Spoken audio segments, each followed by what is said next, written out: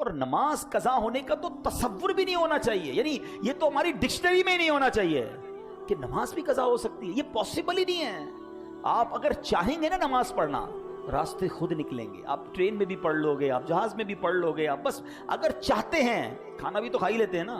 میں آپ کو ایک دو ایگزامپلز دیتا ہوں، پھر بات کو کنکلوژن کی طرف لاتے ہیں۔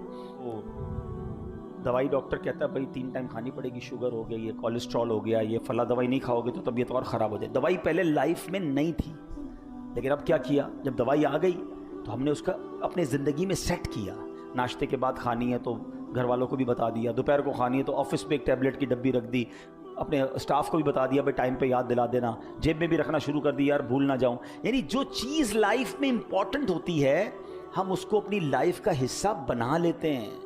جس کی زندگی میں نماز امپورٹنٹ ہے نا، میں آپ کو صحیح بتا رہا ہوں، یہاں بہت سارے ایسے لوگ ہوں گے کہ جن کی زندگی میں نماز اتنی اہم ہے کہ نماز نہ پڑھے تو چین نہیں آتا۔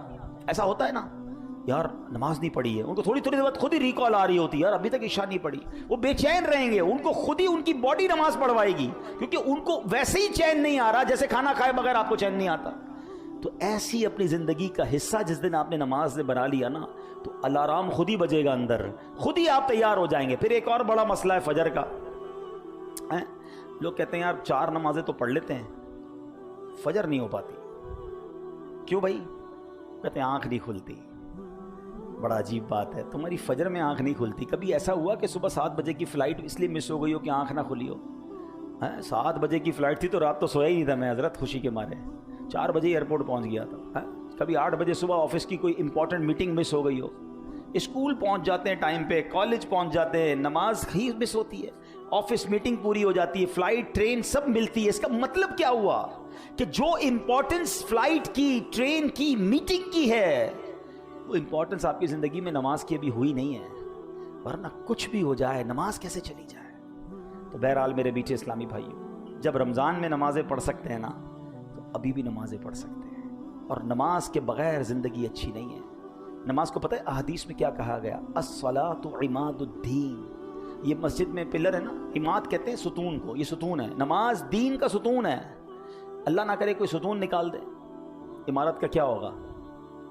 گر جائے گی نا، بغیر ستون کی عمارت گر جائے گی، ستون ہی نکال دے۔ ہماری دین کی عمارت کا ستون نماز کو کہا گیا، اگر وہ ستون نکل گیا تو یہ دین کی عمارت ہی کہیں بیٹھ نہ جائے۔ ہے میرے پیچھے اسلامی بھائی، آج پکی سچی نیت کر کے جانا ہے۔ صدر الشریعہ کا جذبہ دیکھو، اولیاء کرام کی باتیں ہوئی ہیں کہ آج کے بعد ہماری کوئی نماز قضا نہیں ہوگی۔ اچھا صرف نماز نہیں، جماعت بھی قضا نہیں ہوگی انشاءاللہ۔ ہاں یہ جو برکت ہے نا، نمازیوں کی برکت، یہاں نہ جانے کون کون آتا ہوگا، اللہ کے گھر کی برکت، پھر 27 گنا ثواب۔ تو بیپاری بنو نا بھائی، تھوڑی سی زندگی رہ گئی ہے، زیادہ نیکیاں کمانی ہے۔